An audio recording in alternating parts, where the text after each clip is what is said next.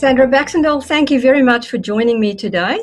I think I met you around about 2 years ago at a Kieran conference, and you were doing a workshop on that day, and I was very impressed with the tools that you were talking about at that day, and also what you were achieving in your business by using some of these tools. And you were also talking about your business at that stage, and we're very excited to have you being part of our WISE Showcase series.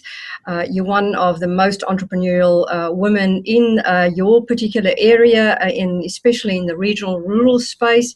So I would love to know a little bit more about you before I ask you a few business questions. I think we met when I was talking about using social media for a cause. I'm married. I have 2 adult children. I've worked all my life. Graduated as a veterinarian in 1975. My career's mainly been in government, but also agribusiness and universities. 5 years ago this month, I took a voluntary redundancy and set up my own business, which I've enjoyed very much. Fantastic. So what made you set up your own business? What inspired you to do so? What ignited that spark? Well, I've always loved goats and I've always wanted to work as a veterinarian on goats, but it's very specialised. Yeah. And so, it didn't pay the bills. So in semi-retirement, I decided I would go for it and see if I could build a business just dealing with goats. So I offer on-farm services for goat clients, but for non-emergency work. So that's mainly doing biosecurity plans, worm control plans. I also run training courses. Okay. So I've done training courses on goat health, goat worm control. I do public speaking on goat health. But most of my work is doing consultancies for groups such as Meat and Livestock Australia or Animal Health Australia. That's sort of larger consultancy work.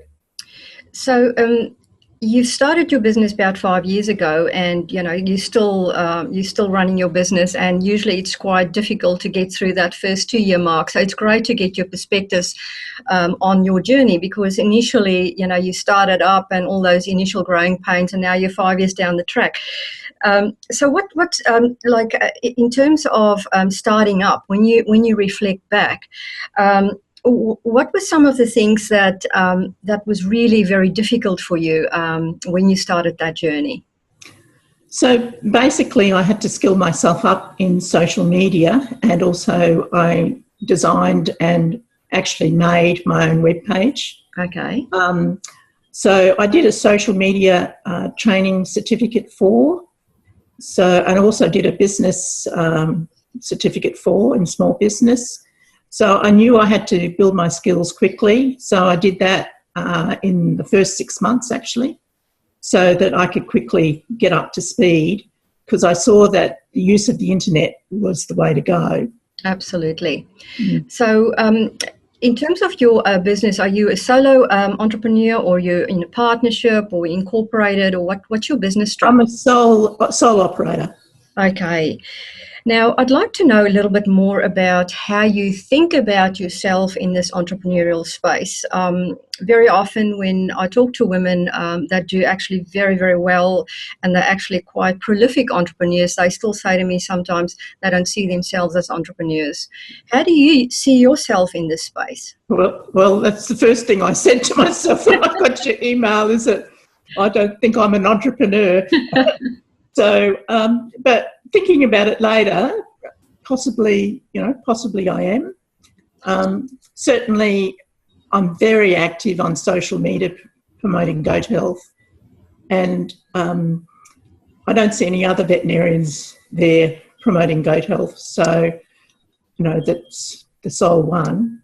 I think if you do a search for goat veterinarian, I'm the first one that comes up, and there's nobody else. So. Did you specifically think about distinguishing yourself from from others out there when you started the business, and in terms of picking this particular niche? Well, I wanted to be number one on Google search for goat veterinarian in Australia. Yeah, that was a specific goal. which I achieved pretty easily. Yeah. And I knew that to do that, I had to be active on social media, and that's also where my clients are. Okay. So half my clients contact me first through Facebook, and the other half seem to find me on Google through an internet search. Okay. So do you do a lot of consulting then also over the internet? No, unfortunately, veterinarians are not allowed to do that. Oh, okay. Yep. They can't prescribe unless they visited the farm in the last 6 months. Oh, okay. So it is still very much face to face, even though That's the Veterinary Surgeons Act is very, how would I put it? It's not quite up with today's methodology. For example, I have to keep hard copy records of every anaesthetic I give. Okay. A hard copy book. Yes. So the Veterinary Surgeons Act has not really got with computer recordings and... because I can just imagine where your business would have been even now if you could have done it online. You probably have clients all over the world. Well, I do answer voluntarily. Yes. Goat owners all over the world. I just can't charge them legally, and I can't prescribe treatment for them. Yeah. I can give them general advice, which I do. Yes. And I probably get 3 or 4 of those a day, but I cannot charge for that. That's very, very unfortunate. Yeah. Sandra, tell me a little bit, how do you see success? What does success look like to you? I certainly want to work probably 2 or 3 days a week, and I'm pretty close to that now. I don't want to work more than that. Yeah. I want to make, significant money, but I'm in a fortunate financial position where I don't have to meet a lot of commitments. Yeah. But one of my goals is I want to eradicate a goat disease. That is one of my set goals. I thought it would take me 10 years. I think I'm a bit optimistic. Yeah. But that is a declared goal of mine. I know the steps that have to be get there. Unfortunately, one of the first steps is I must get 100% of industry support, and I'm not quite there yet, though I am growing. Wow. So you're definitely making inroads? I'm definitely making inroads, yeah. And I can monitor that. I have a Facebook page purely for eradication of this disease. Yeah. And the numbers of support are growing for that. It's difficult, but I think I will get there one day. Yeah, wow, it's a fantastic goal that you have, and certainly worthwhile aspiring to as you move along your journey. Tell me a little bit about what's your favourite aspect about being an entrepreneurial woman? I have no government policies to hold me back. My social media policy is my head. So there's no university bureaucracy, there's no government bureaucracy. It's just I have standard operating procedures for my veterinary work, which I wrote myself, but I have no other guidelines or policies or whatever. What about maybe your least favourite aspect of being an entrepreneur? It can get a bit lonely in some respects, and so I do have to make sure that I do have social groups and look after myself in that way to make sure I do see people face to face. Yeah. Sometimes I have lunch or morning tea with other solo women who are working in a different field, and we get together for lunch just to share ideas and things like that. So for your business to reach the 5-year mark, obviously it takes a very special mindset on your part to actually drive that business forward.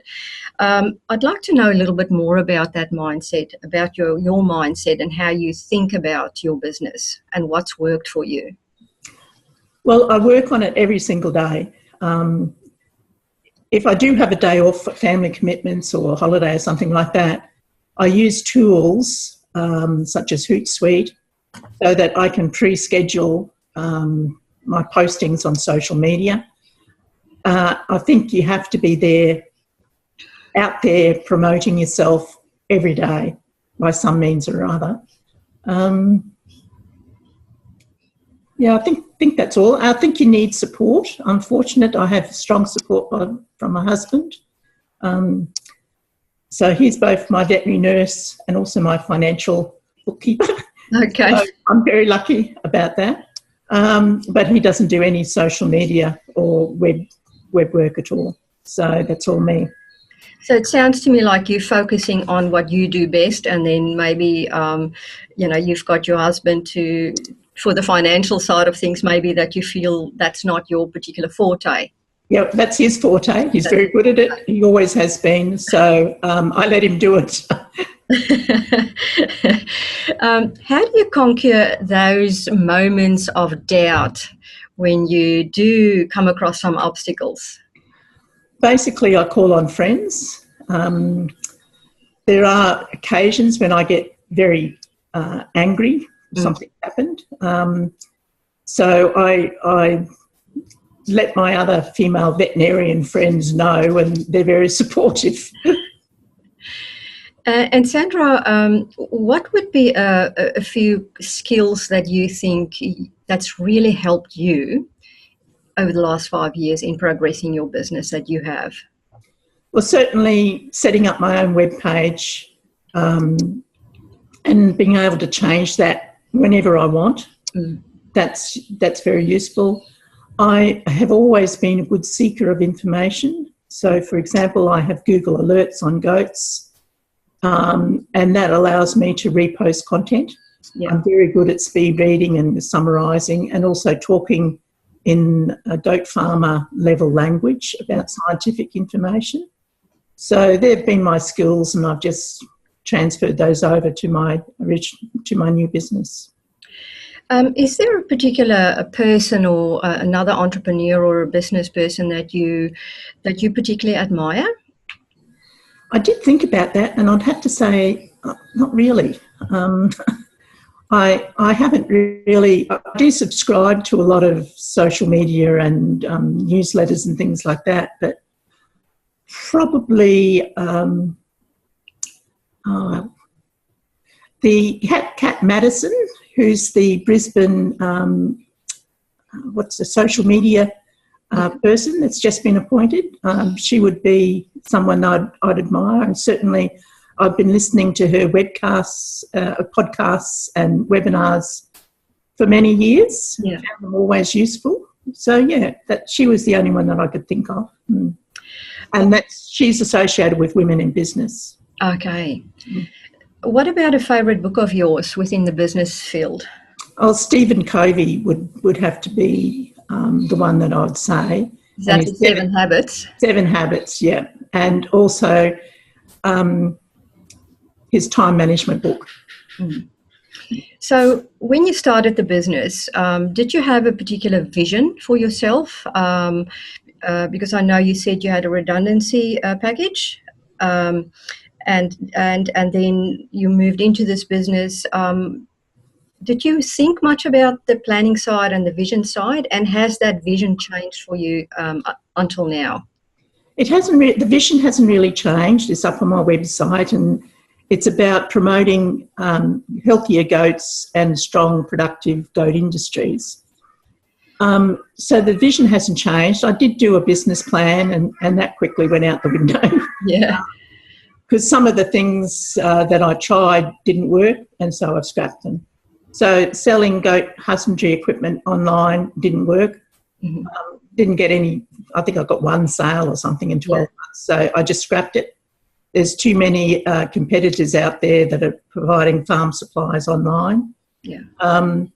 So, and, it wasn't really my core business. So I just stopped it after 12 months.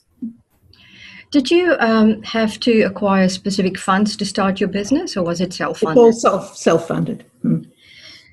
To what would you attribute your success? Hard work and being stubborn. You certainly need that to be still in business after 5 years. Do you think that's, your particular area of goats would be different to other business areas in terms of what makes women successful? No, I don't. there are comparisons. Certainly in the goat industries, there's very large numbers of women. They find that goats are a size that they can handle. Okay. So there are a lot of women goat keepers, probably more than men. But in most respects, I think any business that's internet-based would be the same as mine. Okay. Any professional consultancy type business, yeah. Yeah. If you were to think about, success and being successful in your entrepreneurial journey, do you think there's a formula or a recipe for success that maybe you can pass on to other women? I think build your skills first, and that's something that I tried. Be quick to pull something if it's not working. Just don't worry about that. And the other one is concentrate on the social media channels where your clients are. So. Okay, so you obviously have a lot of skills in the social media side of things. Could you maybe share a few of your favorite tools with other women out there? Facebook is where most of my clients come from. Not only do I have my own Facebook page, I've got a personal one which I don't really share with other people. Yeah. I've got one for my business, and I've also got a Facebook page for my eradication of the goat disease. Okay. So that's useful, but I've also joined other Facebook groups. Not too many, because I can't spread myself too thin. Yeah.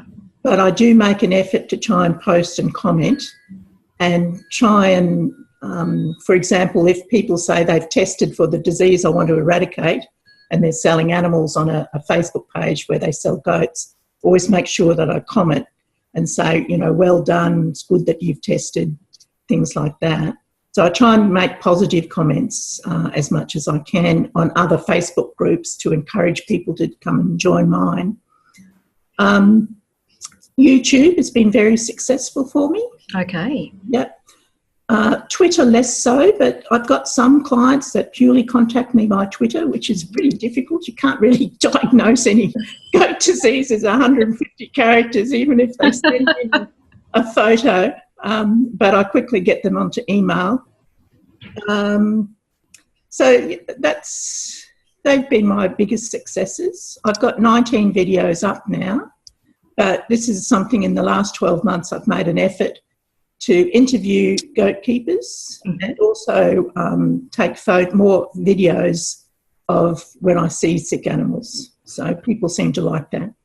So when you do these interviews, do you do that online, or is it have you got somebody to do the videoing for you? Yes, my husband does the videoing for me, just using our little camera with a tripod. Yep. And he edits them for me.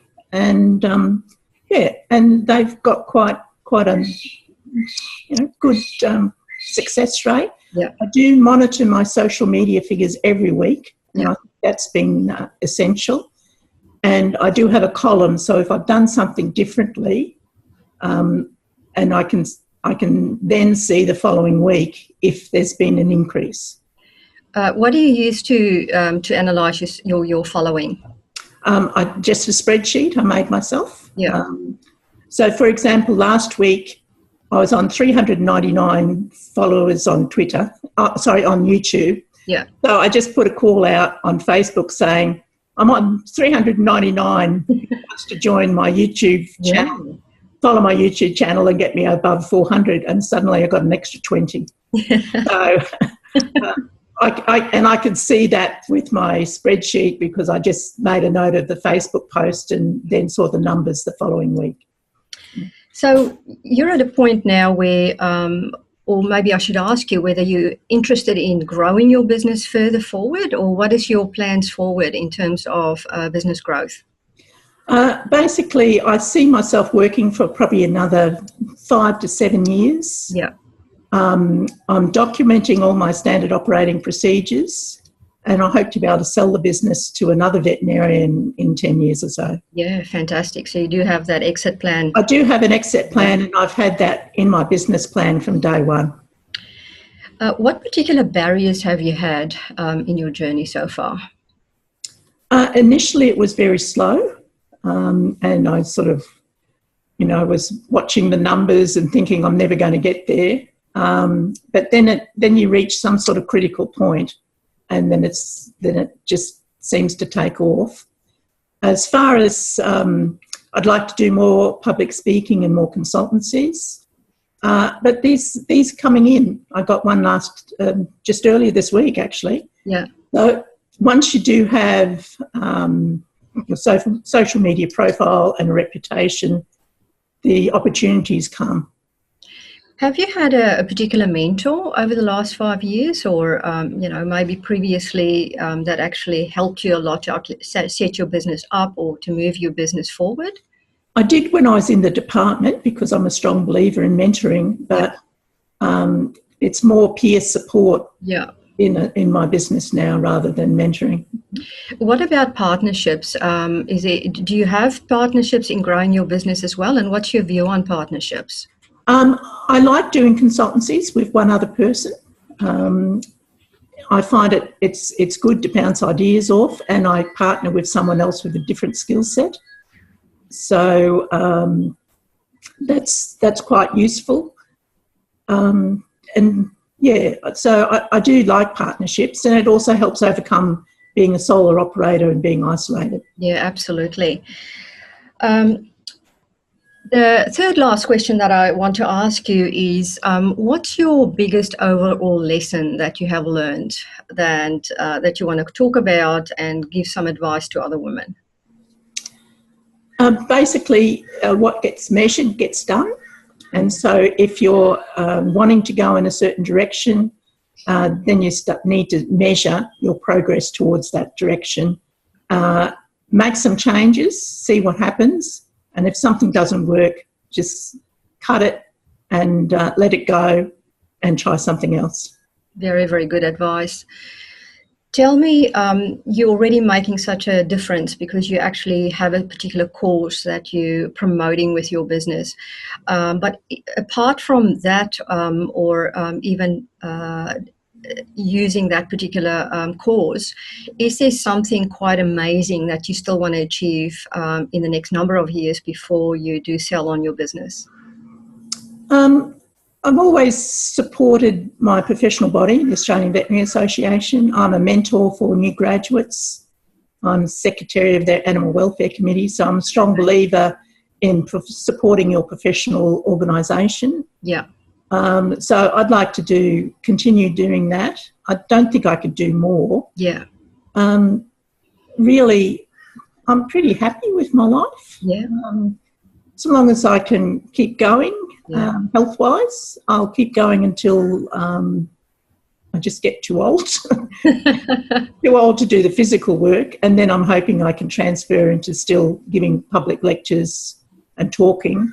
And I'm been writing a book for a long time, so that's a goal that I do need to finalise. Tell me quickly about the book. What is the book about? It's about goat health.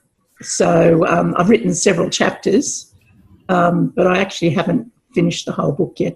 I've already written a book, a veterinary textbook on goats, which does need updating. Yeah. But it's not still pretty relevant. Yeah. So I've got to finish my goat book for goat farmers and update my veterinary textbook. Do you plan to do that, to self-publish that through Amazon, or is it something that you're doing through a publisher? At this stage, I have two other books, one on Johne's disease in goats and one on CAE disease in goats. At the moment, I'm just binding those and selling them myself. Oh, fantastic. Yeah. I haven't got an ISDN number yet for them, basically because I update them every time a new significant reference comes out. Yeah.